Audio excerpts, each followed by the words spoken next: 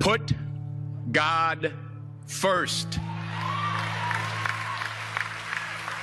Put God first in everything you do. Everything that you think you see in me, everything that I've accomplished, everything that you think I have, and I have a few things, everything that I have is by the grace of God. Understand that. It's a gift. I was sitting in my mother's beauty parlor, and I'm looking in the mirror, and I see behind me this woman under the dryer. And every time I looked up, she was looking at me, just looking me in the eye. And I didn't know who she was, and I said, she said, somebody give me a pen, give me a pencil. I have a prophecy. March 27, 1975. She said, boy, you are going to travel the world and speak to millions of people. Now, mind you, I was flunked out of college. I'm thinking about joining the army. I didn't know what I was going to do, and she's telling me I'm going to travel the world and speak to millions of people. Well, I have traveled the world, and I have spoke to millions of people. But that's not the most important thing, the success that I had. The most important thing is that what she taught me and what she told me that day has stayed with me since. I've been protected. I've been directed. I've been corrected. I've kept God in my life, and it's kept me humble.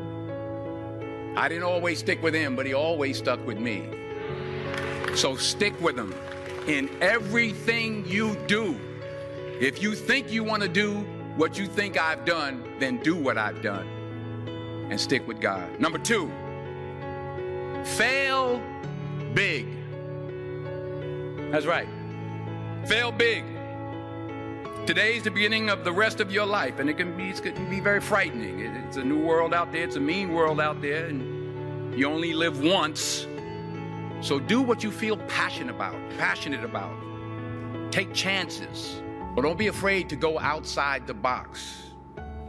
Don't be afraid to think outside the box. Don't be afraid to fail big, to dream big. But remember, dreams without goals are just dreams, and they ultimately fuel disappointment. So have dreams, but have goals. And understand that to achieve these goals, you must apply discipline and consistency. In order to achieve your goals, you must apply discipline, which you have already done, and consistency every day, not just on Tuesday and miss a few days. You have to work at it every day. You have to plan every day. You've heard the saying, we don't plan to fail, we fail to plan. Hard work works. Working really hard is what successful people do. Remember that. Just because you're doing a lot more doesn't mean you're getting a lot more done. Don't confuse movement with progress. My mother told me, she said, yeah, because you can run in place all the time and never get anywhere. So continue to strive, continue to have goals, continue to progress. You'll never see a U-Haul behind a hearse. I'll say it again. You'll never see a U-Haul behind a hearse. I don't care how much money you make, you can't take it with you. And it's not how much you have. It's what you do with what you have. We all have different talents. Some of you will be doctors, some lawyers, some scientists, some educators, some nurses. The most selfish thing you can do in this world is help someone else. Why is it selfish? Because the gratification, the goodness that comes to you, the good feeling that I get from helping others, nothing's better than that. Nothing's better than that. Not jewelry, not big house I have, not the cars, but it's the joy. That's where the joy is, in helping others. That's where the success is, in helping others. Finally, I pray that you put your slippers way under the bed tonight. so that when you wake up in the morning, you have to get on your knees to reach them. And while you're down there, say thank you for grace.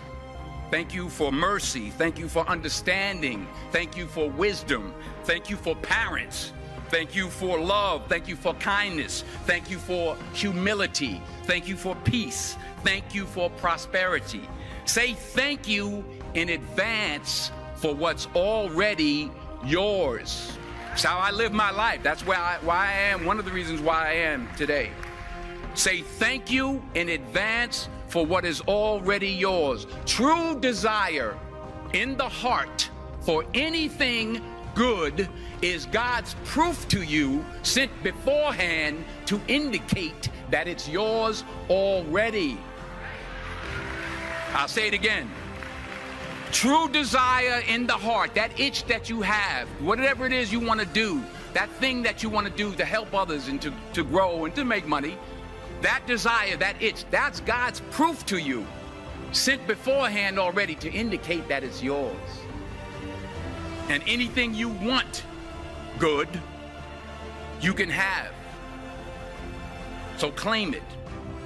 Work hard to get it. When you get it, reach back. Pull someone else up. Each one, teach one. Don't just aspire to make a living. Aspire to make a difference.